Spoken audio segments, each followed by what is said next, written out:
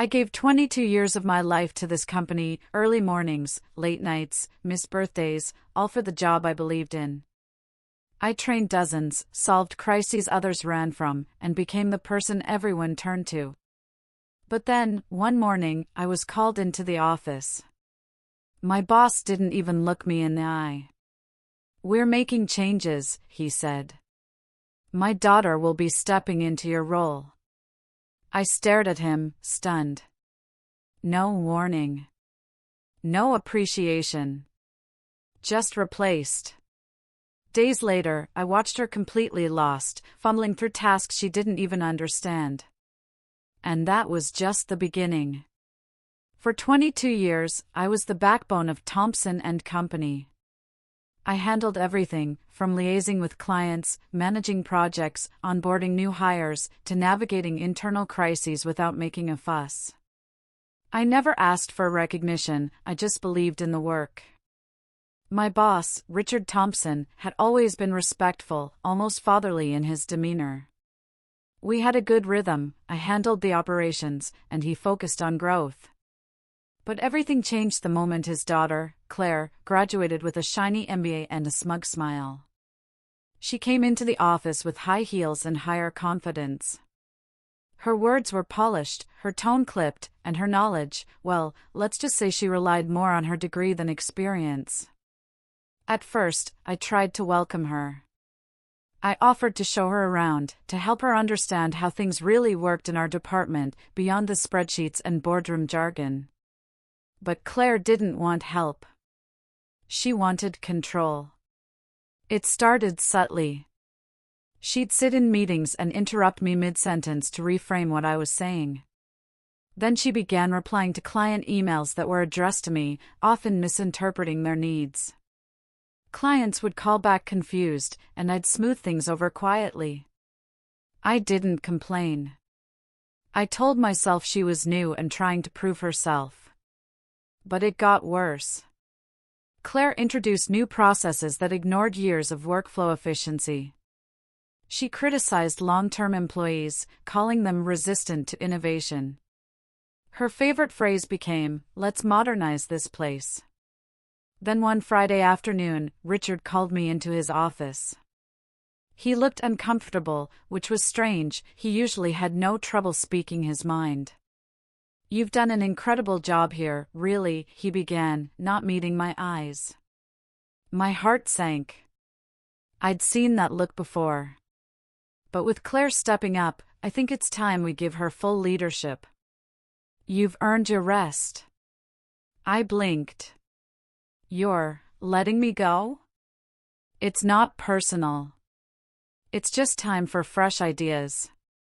Fresh ideas. That's what they called it now.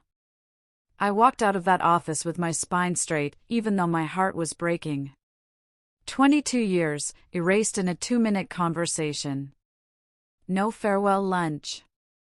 No team meeting. Box. Word spread quickly through the company. People were stunned. A few sent me quiet texts of support, afraid to be seen taking my side. I understood.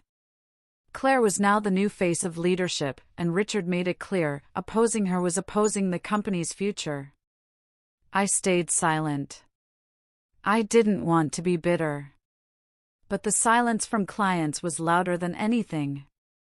A week after my departure, one of our biggest clients, Metro Lane Logistics, called me directly. I had worked with them for over a decade. Their voice was tight with frustration. "We've been trying to finalize the shipment schedule with Claire, but she doesn't seem to grasp the urgency." I offered to help, gently reminding them I was no longer with the company. They sighed. "This is ridiculous. You always understood our timelines. She keeps sending us templates and automated replies." A few days later, another client reached out with similar concerns. Then another. Word was spreading that Thompson and Company was slipping. Meetings were being missed. Details were overlooked. Claire, with all her bravado, had underestimated the depth of relationships I had cultivated, not just contracts and figures, but trust, consistency, and intuition built over years. I never badmouthed her. I simply listened. Sometimes, I guided them informally, nothing official, just a conversation over coffee. But those conversations started becoming more frequent. Clients began asking if I was consulting now. At first, I laughed it off. Then I realized, why not? If they still trusted me, maybe there was something to build. Meanwhile, back at Thompson and Company, I heard things were getting chaotic. Claire brought in new software no one understood, slashed budgets without context, and alienated the veteran team. Several long-term employees quietly resigned. And then, 2 of our top clients pulled their accounts.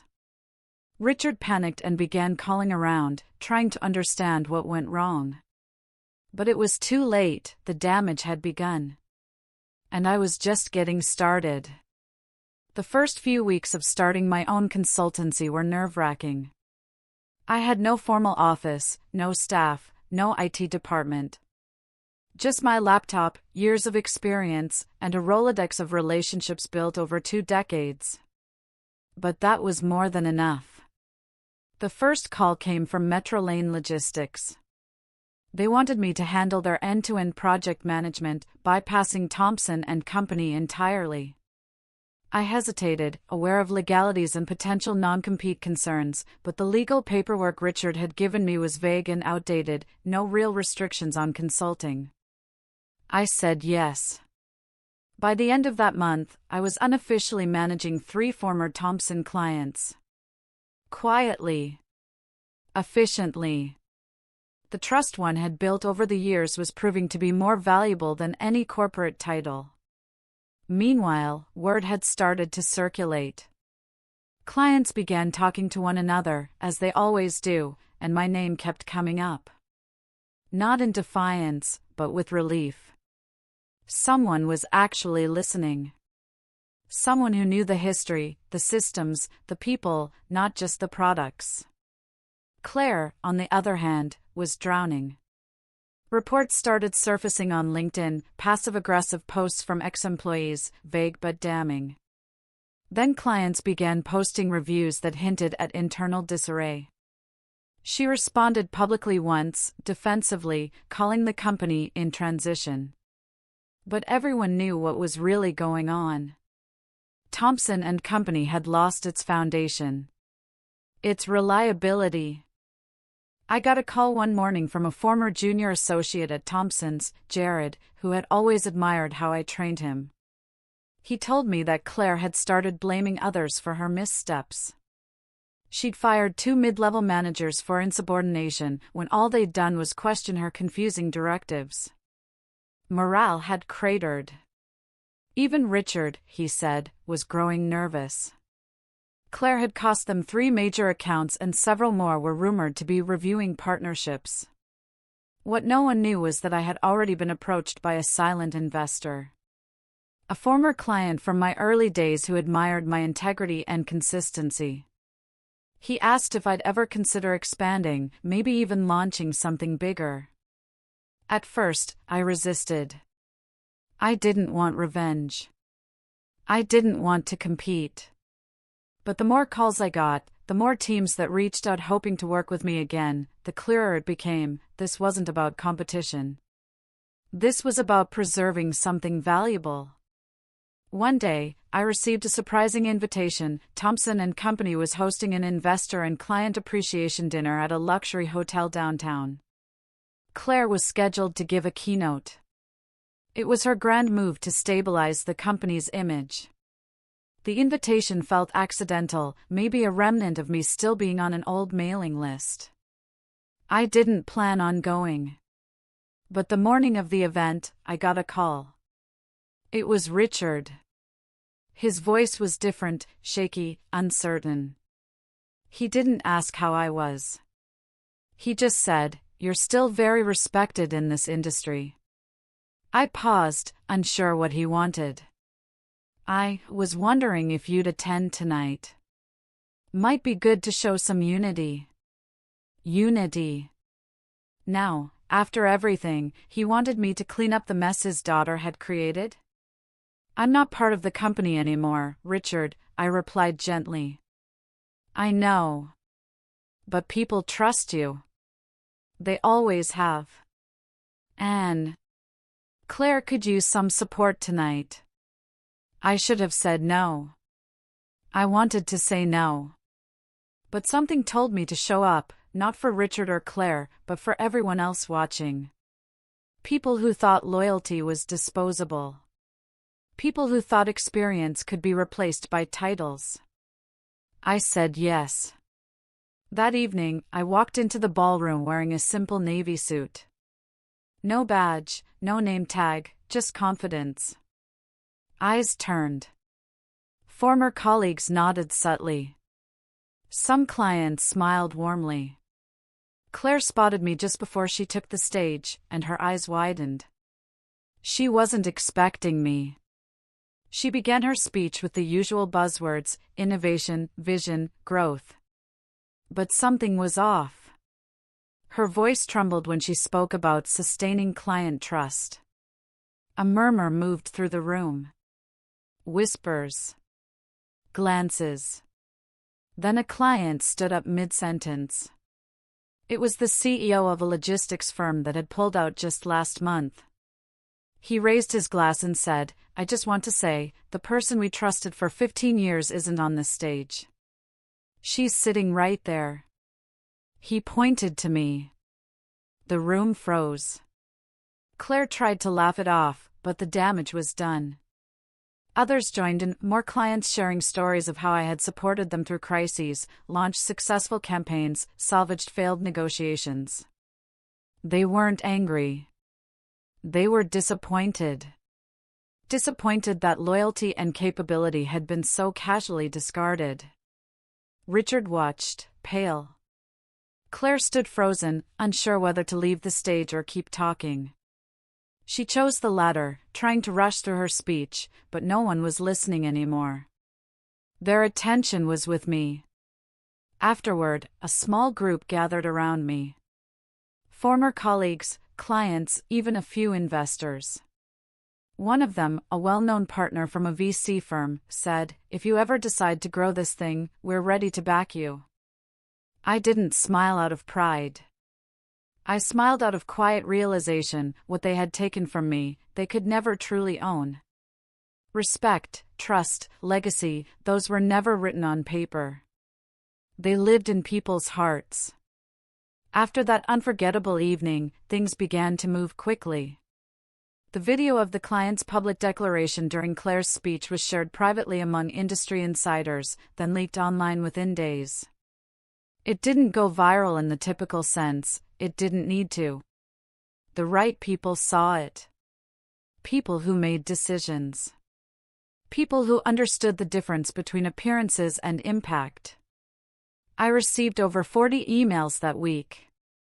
Some were from clients I hadn't worked with in years, others were from professionals looking to leave Thompson and Company quietly, asking if I was building something new. That question kept coming: "Are you building something?" And slowly, I realized I was. Not because I planned to, but because people needed me to. What started as a consultancy turned into a small firm. I hired 3 former colleagues who had left Thompson, people who knew the work, but more importantly, shared the same values: honesty, diligence, relationships over hierarchy. We operated out of a shared office space at first, with second-hand desks and coffee machines that rattled. But we had something far more valuable than polish: we had momentum. And trust. Meanwhile, things at Thompson and Company unraveled with quiet but steady precision. More clients left. Not dramatically, but consistently. Projects were delayed, then cancelled. Claire, in desperation, reached out to a few key accounts with discounts and new contract terms, but they didn't bite. The issue wasn't money, it was confidence. A former client forwarded me an internal memo from Thompson and Company. It was written by Richard himself and leaked by someone inside. It tried to reassure the board that recent market transitions and internal realignments were temporary. But what stood out was a single line: "We underestimated the strength of personal trust over structural leadership." That was it, right there. They hadn't just replaced me with Claire, they'd replaced a system of earned loyalty with an illusion of entitlement.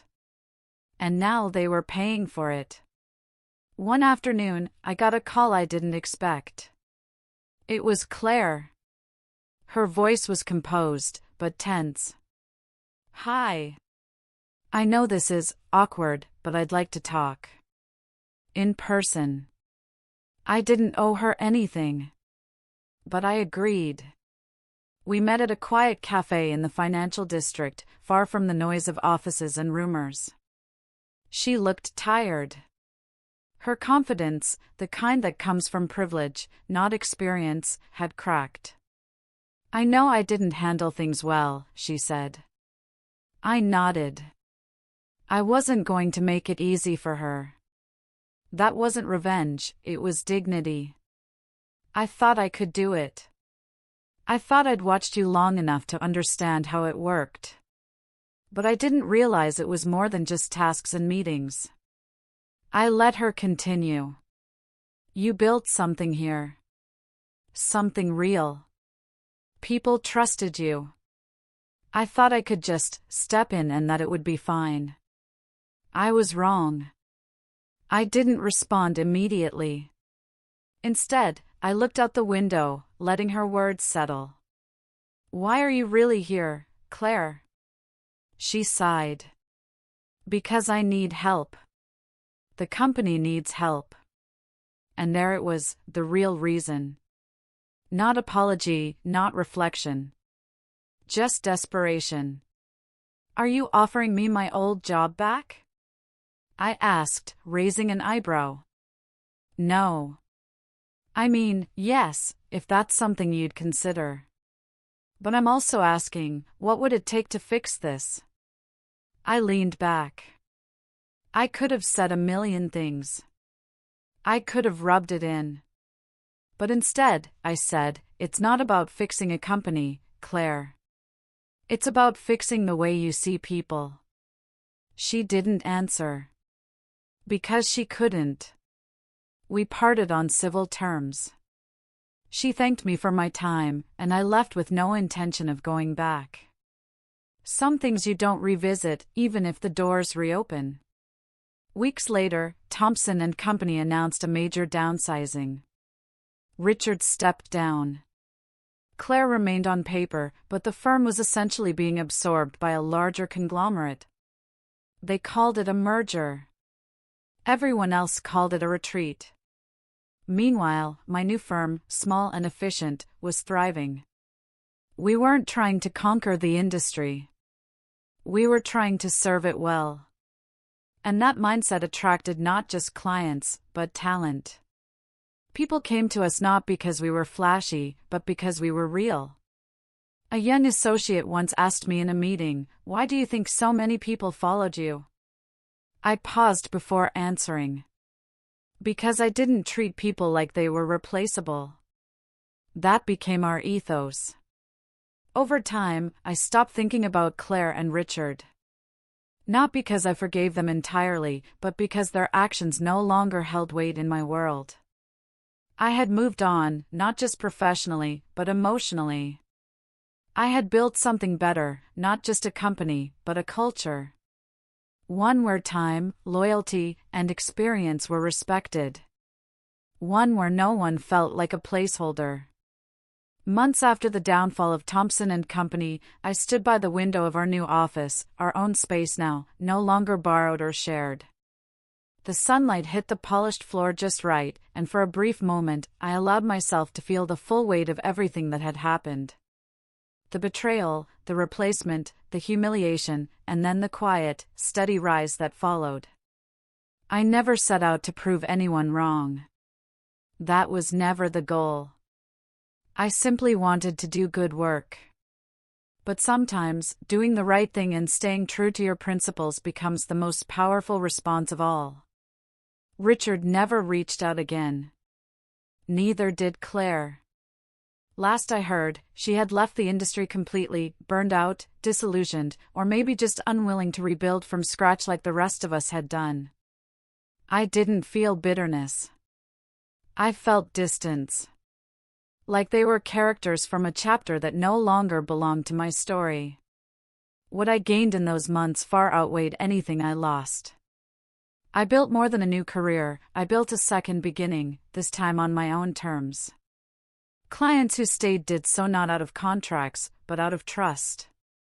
And my team? They weren't just employees. They were believers in something better. Sometimes, people think loyalty means staying even when you're no longer valued. But I've learned that true loyalty starts with yourself, with knowing your worth, and refusing to shrink just to make others comfortable. I gave 22 years of my life to a company that replaced me without hesitation. But in losing that role, I found my purpose. I found clarity. And I found people who saw me for who I really was. So when someone asks if I'd ever go back, I smile and simply say, why would I return to a place that couldn't recognize what they had the first time? Because now, I lead. I don't wait for someone to hand me permission. And the people who matter? They followed, not because they had to, but because they believed.